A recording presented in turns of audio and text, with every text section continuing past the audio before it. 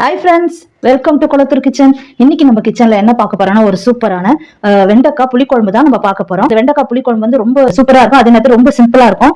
அதுக்கு தேவையான பொருள்லாம் ஃபர்ஸ்ட் பார்த்துலாம். பார்க்கறதுக்கு முன்னாடி நீங்க நம்ம சேனலை புதுசா பாக்குறீங்கன்னா சப்ஸ்கிரைப் பண்ணிக்கோங்க, பெல் பட்டனை கிளிக் பண்ணிக்கோங்க.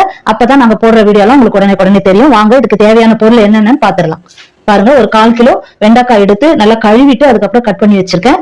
அதுக்கப்புறம் ஒரு 2 பெரிய வெங்காயம். இதுக்கு வந்து புளிக்குழம்புனாலே சின்ன வெங்காயம் தான் அதிகமா போடணும். இப்போ என்கிட்ட இல்ல, அதனால நான் பெரிய வெங்காயம் எடுத்து கட் பண்ணி வச்சிருக்கேன். நீங்க சின்ன வெங்காயம் சேர்த்துக்காங்க, ரொம்ப அருமையா இருக்கும்.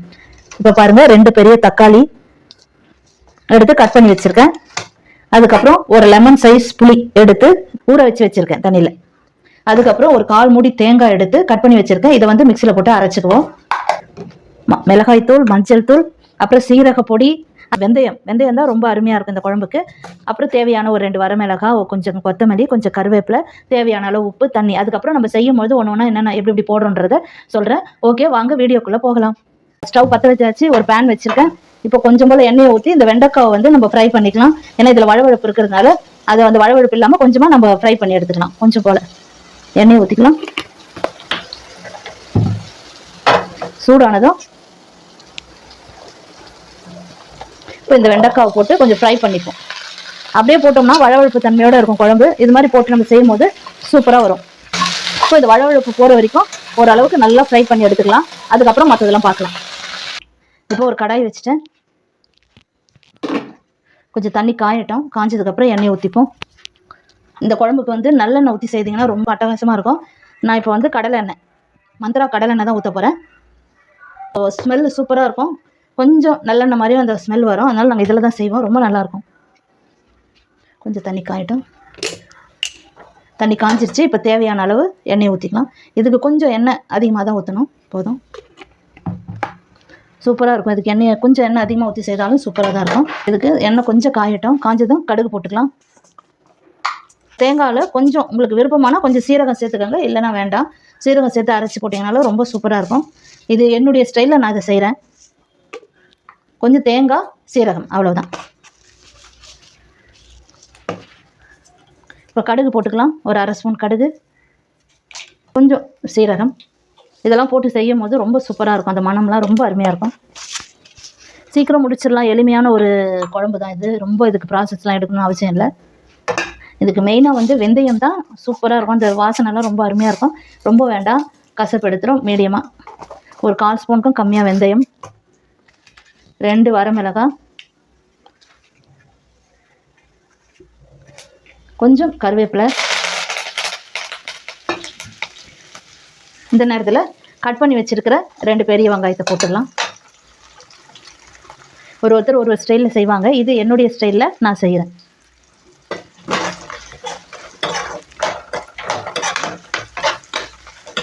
இப்போ வெங்காயம் வந்து கொஞ்சம் நல்லா வதங்கணும். ஏன்னா இதுக்கு ஒரு கண்ணாடி பதம்லாம் இல்லை, இன்னும் கொஞ்சம் டீப்பாக ஃப்ரை ஆனால் நல்லா தான் இருக்கும். சூப்பராக இருக்கும். வெங்காயம் நல்லா வதங்கட்டும். வெங்காயம் சூப்பராக ஃப்ரை ஆகிருக்கு. இந்த ஸ்டேஜில் நம்ம எடுத்து கட் பண்ணி வச்சுருக்கிற தக்காளியை போட்டுடலாம். வெங்காயம் நல்லா வதங்கிருச்சு சூப்பராக. இப்போ தக்காளி கொஞ்சம் வதங்கட்டும். நம்ம அதுக்கு வேண்டிய உப்பை போட்டுடலாம்.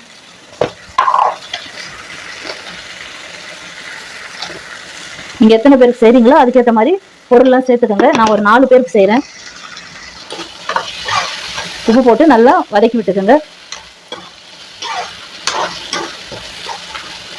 தக்காளிலாம் நல்லா கொஞ்சம் குழஞ்சி வரட்டும்.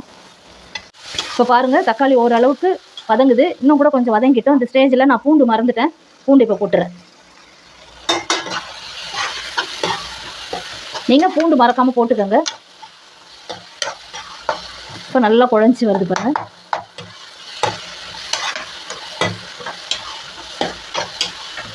நல்ல தக்காளிலாம் நல்லா குழஞ்சி வந்ததுன்னா குழம்பு நல்லா சூப்பராக இருக்கும். கொஞ்சம் திக்னஸ் கொடுக்கும் உங்களுக்கு, இல்லைன்னா தண்ணியாக இருக்கும்.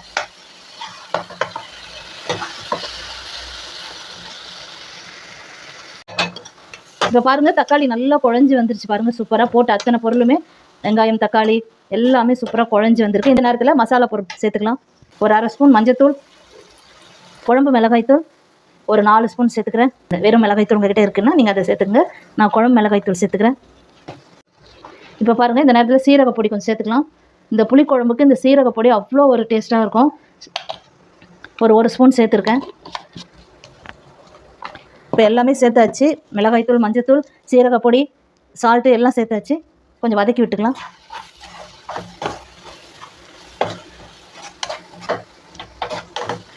நல்லா அப்படி வதக்கி விட்டுருங்க. இப்போ எடுத்து வச்சிருக்கிற இந்த வெண்டைக்காவை போட்டுக்கோங்க.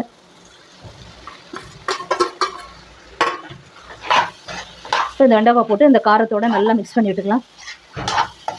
எடுத்து வச்சிருக்கிற இந்த நெல்லிக்காய் சைஸ் புளியை கரைச்சி ஊற்றிக்கலாம். இப்போ தேவையான அளவு தண்ணியை ஊற்றி மிக்ஸ் பண்ணிக்கோங்க.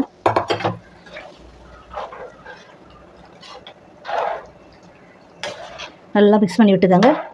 உப்புலாம் கரெக்டாக இருக்கான்னு பார்த்துக்கோங்க. பாருங்கள், ஒரு மூடியை போட்டு நல்லா குழம்பு கொஞ்சம் கொதிக்க வச்சுக்கலாம். அது ஒரு 5 நிமிஷம் கழித்து நம்ம திறந்து பார்க்கலாம். இப்போ பாருங்கள், குழம்பு நல்லா கொதிக்குது. இந்த ஸ்டேஜில் நம்ம எடுத்து வச்சுருக்கிற இந்த தேங்காய் ஊற்றிக்கலாம். அரைச்சி வச்ச தேங்காவை ஊற்றிட்டு நல்லா மிக்ஸ் பண்ணி விடுங்க. அதை ஒரு 2 மினிட்ஸ் இந்த குழம்பு கொஞ்சம் பச்சை வாசனைலாம் போகட்டும், கொதிக்கட்டும். அதுக்கப்புறம் நம்ம ஆஃப் பண்ணிடலாம். ஆஃப் பண்ணிவிட்டு கொத்தமல்லி தழை தூவி இறக்கிடலாம். இப்போ திருப்பி மூடியை போட்டு அந்த தேங்காய் பச்சை வாசனைலாம் போகட்டும், கொதிக்கட்டும். இப்போ பாருங்கள், சூப்பராக கொதிச்சிருச்சு. அருமையாக ரெடியாகி வந்துருச்சு பாருங்கள். மணக்க சூப்பராக புளிக்குழம்பு அருமையாக ஒரு வாசனை செமையாக இருக்குது. இப்போ நம்ம என்ன பண்ண போகிறோம், இந்த நேரத்தில் கொஞ்சம் கொத்தமல்லியை போட்டுக்கிறோம். மேலே கொஞ்சம் கருவேப்பிலை. இப்போ கேஸ் ஸ்டவ் ஆஃப் பண்ணிவிட்டு சூப்பராக வந்திருக்கு பாருங்கள். நல்ல திக்காக வெண்டைக்காய் புளிக்குழம்பு. இப்போ வேறு ஒரு பாத்திரத்தில் நம்ம மாற்றிக்கலாம். சூப்பராக ரெடியாக இருக்குது. சூப்பராக மணமாக இருக்குது. நல்லா வெண்டைக்காய் சாப்பிடலாம் கூட இந்த மாதிரி நீங்கள் செய்து கொடுத்தீங்கன்னா பசங்க சாப்பிட்ருவாங்க.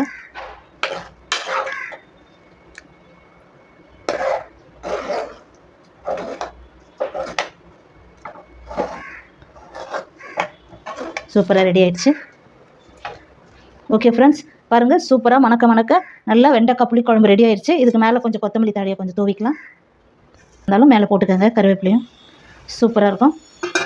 ஓகே ஃப்ரெண்ட்ஸ், சூப்பராக ரெடி ஆயிடுச்சு. நீங்களும் இதே மாதிரி செய்து பார்த்துட்டு எப்படி வந்ததுன்னு கமெண்ட்ஸில் சொல்லுங்கள். நீங்கள் நம்ம சேனலில் இப்போ தான் புதுசாக பார்க்குறீங்கன்னா நீங்கள் சப்ஸ்கிரைப் பண்ணிக்கோங்க. பெல் பட்டனை கிளிக் பண்ணுங்கள். சப்போர்ட் பண்ணுங்கள் ஃப்ரெண்ட்ஸ். ஓகே ஃப்ரெண்ட்ஸ், நெக்ஸ்ட் வீடியோவில் சந்திக்கலாம். Bye friends.